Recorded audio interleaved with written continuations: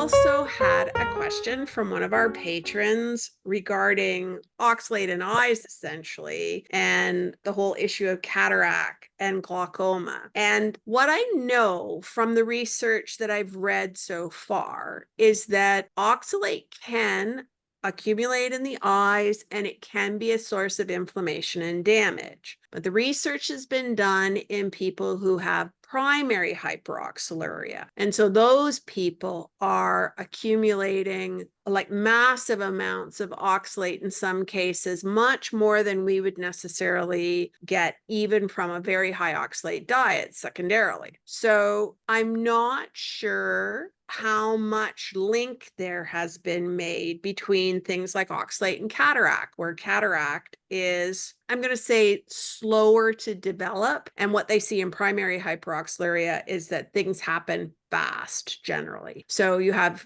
very young kids who need to get a liver transplant, and these people are usually found pretty young. So there's not a lot in the research on it. But having said that, one personal story, I had very significant eye irritation at one point, felt like there was something in the eye. I was having a lot of oxalate dumping. So I was getting, the crystals around the eyes in the morning and stuff, but it was so sore, I wanted to avoid the issue of something like an infection. So I went to urgent care. The doctor, dilated my pupils, did all the stuff, got out a big lens, looked at my eye. And what he reported to me was this. He said, "You have a cut on your cornea." He said, "There's nothing in your eye. So whatever caused the cut is gone. And, rest as much as you can." And he said, "I don't think you need any kind of antibiotic eye drop at this point. Everything looks okay." So interestingly enough, I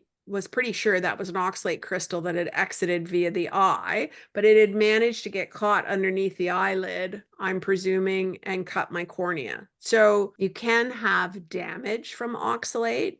And I'm very suspicious about oxalate and something like cataracts, because cataracts are being driven by inflammation in the body, and then the lens is starting to change. So what I can say in my own case about that is that I had started to develop cataracts, I think fairly young, although they weren't surprised at all. But, the advice on diet has, I think, people eating really high oxalate. And so I think cataracts may be developing a lot sooner than they should. But as of the last time I had the last two eye examinations, what they said was the cataracts haven't changed. I've got very, very small cataracts apparently on the inner corner of the lens, but nothing's changed. And so at this point, they wouldn't recommend surgery. So I do think once you get to the point where you're no longer moving oxalate out of the eyes, that if you have something like cataracts, that can stabilize.